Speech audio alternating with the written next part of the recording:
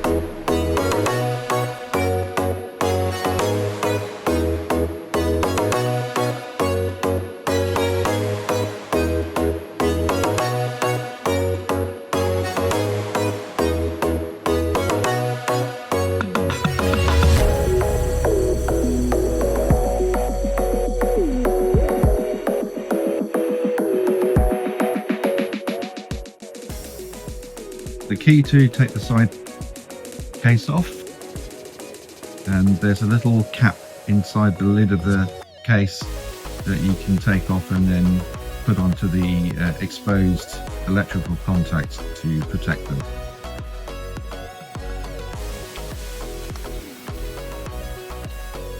Key, turn, that pops up, back to 0, key out. Press that button there, that lifts that up.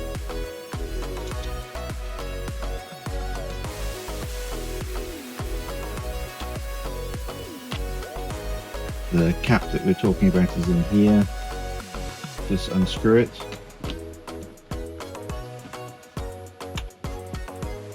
Lift that up and the whole box lifts up.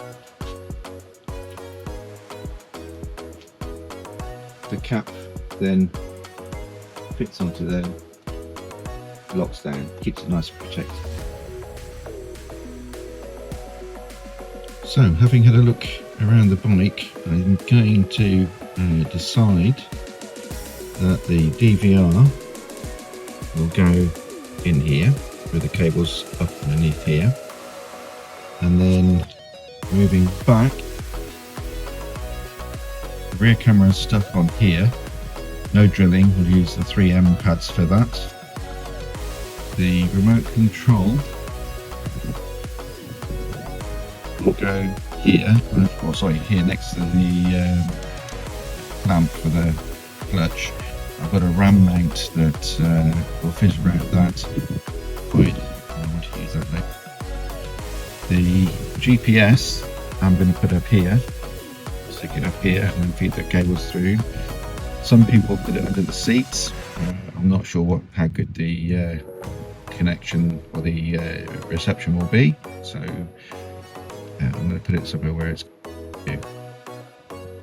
Camera is going to go underneath this piece of plastic trim here. I will probably drill a hole to fix it there. just for peace of mind, but I'm pretty sure 3M is quite good to stick it there if you don't. So to get some of this paneling off, we have to start with this top bit here, which is secured by 3 bolts, one on the inside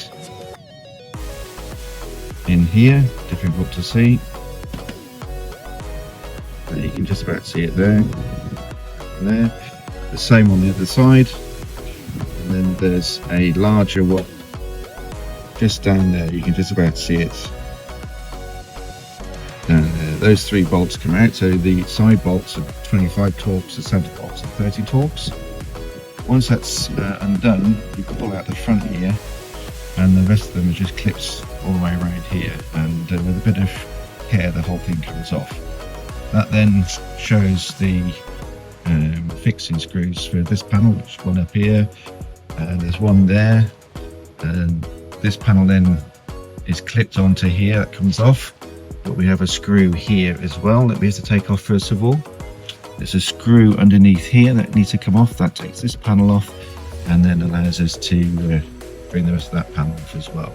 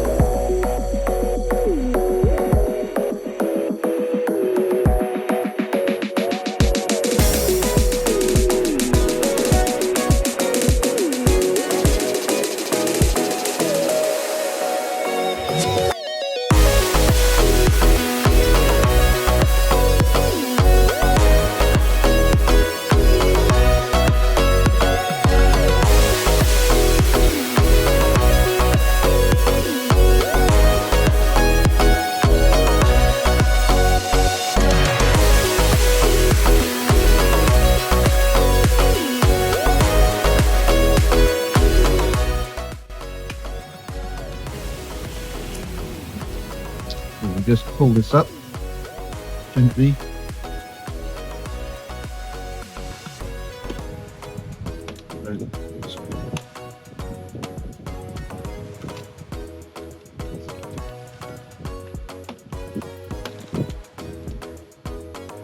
don't have to remove the whole thing, just move it to one side so we can get to this screw here.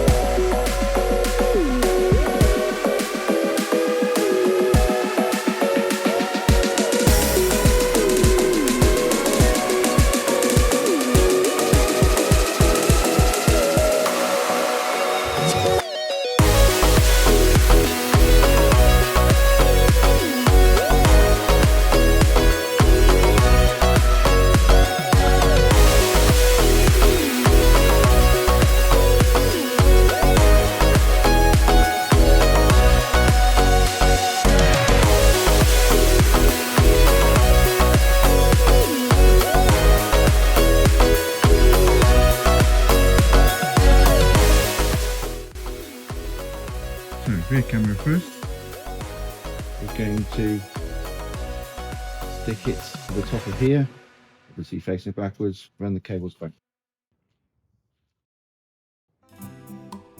Before we stick it down, we're going to give it a wipe down with some alcohol to degrease it so that the 3M sticky pads stick firmly first time.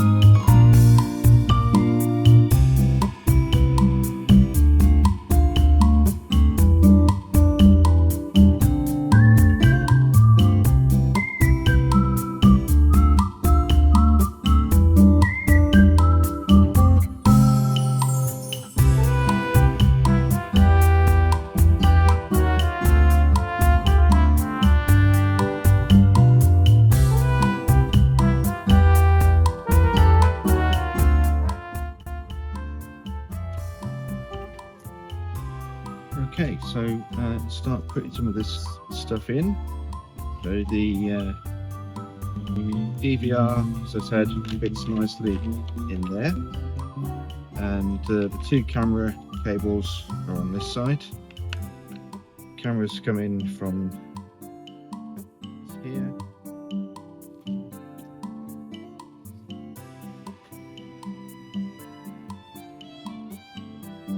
And now we'll look at putting the RAM mount on.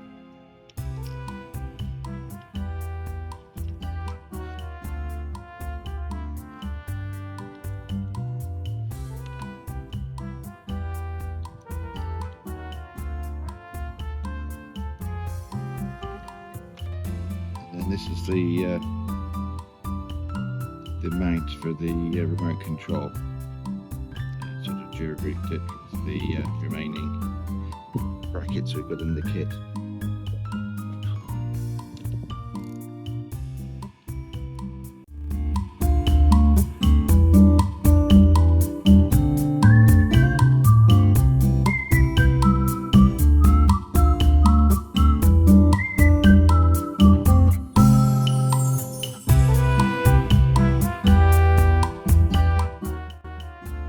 Cable needs to find its way.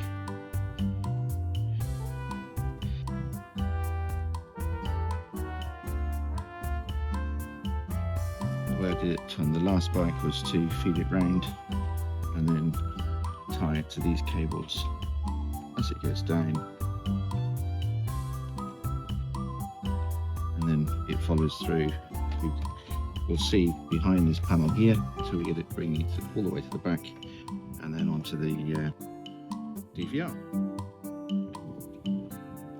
So remote control tied all the way through there, under the headstock, and then there's a gap, slides between the panel, along there, comes out there, and I've just put the cables in there for now. I'll zip tie them all up later on once I've got all the cable runs running, and I've tested that it's working. Now I'm going to think about the GPS. I remember reading somewhere that people that had put nav6s, GPSs mounted above their TFT screen suffered from GPS interference. Well, GPS suffered from interference and didn't get a good signal. So I'm going to review where I'm going to put the GPS module. I may actually do what I said I wasn't going to do and shove it under the rear seat and see if that works. If it doesn't, then I'll move it. It's easier to put it there and then move it rather than put it all the way at the top where I said and then move it afterwards. So next thing is the front camera. So as we can see there, I've drilled a small hole and then put washers that come with the kit in between the camera holder and the head of the nut. It's all nice and tight now,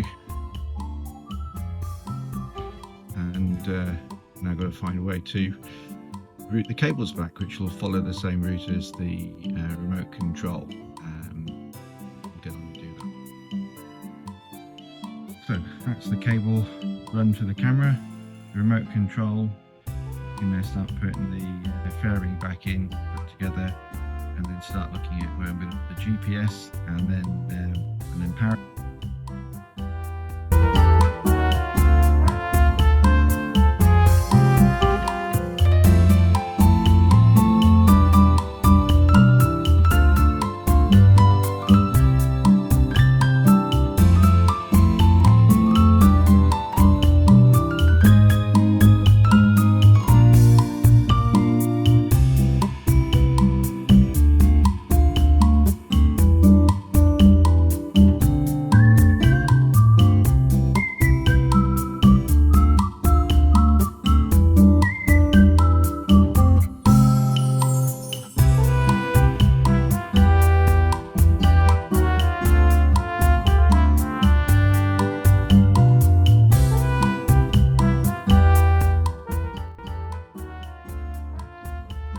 So GPS is going there.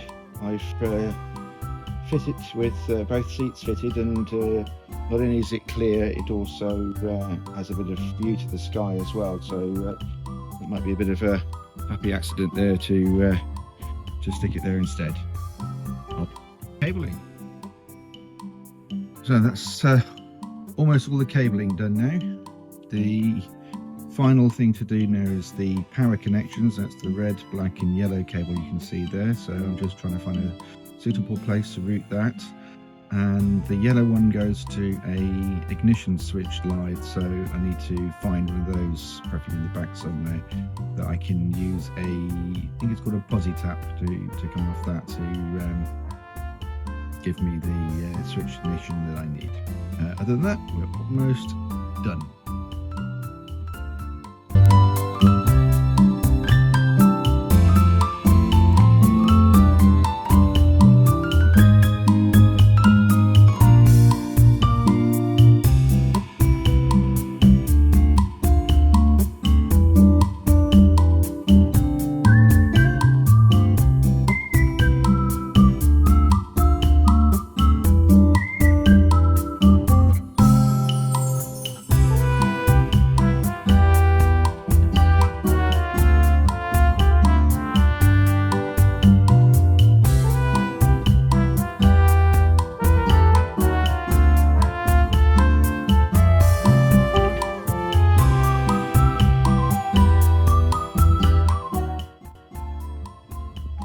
So the last connections now, connecting to the battery.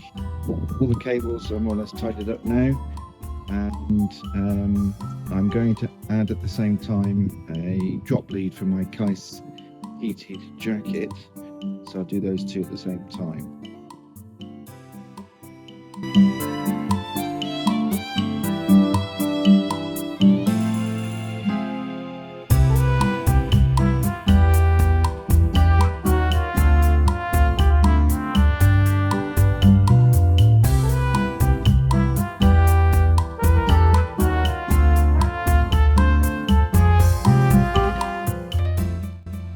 Okay, everything seems to be cabled up. Let's turn it on and see if we get them.